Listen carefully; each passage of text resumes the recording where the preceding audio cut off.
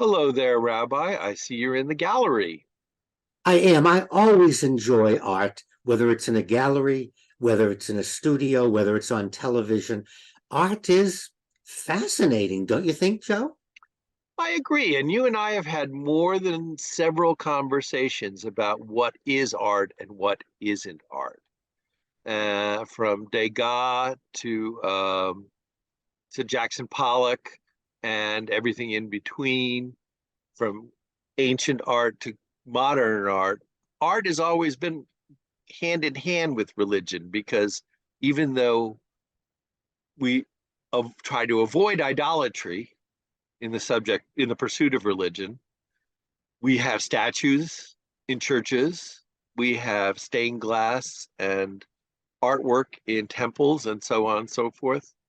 Can we separate the two? Are we going to become Protestants of some kind that eschew all artwork and adornment?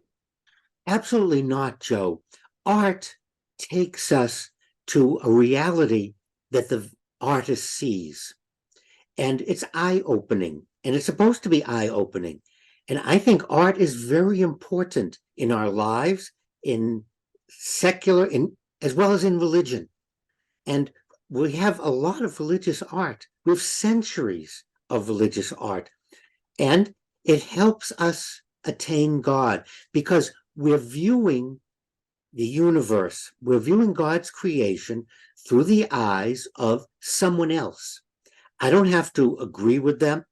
I don't have to like it. However, oh, look, I like that. I never saw that before. Look at the way the artist views creation. Look at the way the artist views different religious figures. And that depiction is theirs. Now, I can decide I don't want to look at it. Okay. I don't want to buy a copy and hang it in my house. Okay. I don't ever have to walk into the museum and view it. Okay. It's not my job to decide what other people should view in the museum. And isn't that what a museum is for? A place where we can gather art, where we can gather pictures or photographs or sketches, whatever it might be, and we open it up and people can decide if they want to go and view these things. My job is not to censor or guard it and say, I'm sorry, Michelangelo, I don't agree with his art, therefore all his stuff should be banned. No one should be allowed to look at it. Well, I know I have gone into many a museum and looked at something and said, oh my gosh, how did that get in here? And there are other pieces I've looked at and admired and had to explain to someone whom I was with why it's great art and not just a hunk of scrap metal or a rag that happened to be on the floor when the paint bucket got tipped over. But there is the tricky issue of presenting it something as art and then it's so far outside the mainstream definition. Is that a good thing or a bad thing? Well, I think that's up to the public or the press, the media itself. And we have lots of ways to convey don't go. However, this is important. As soon as we censor something, we have the forbidden fruit effect. If you tell me, Joe, I don't want you to look at that, or don't go to that restaurant, or don't eat that food, it's just human nature to go, I want to find out why he doesn't want me to see that.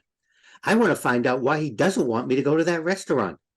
One of the best ways to deal with is just ignore it. If you give something publicity, it's going to go across the planet instantly.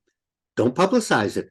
If something isn't worthwhile, it's not good art, don't point it out. Don't say anything. And it'll become obscure. No one will visit. No one will look at it. No one will promote it.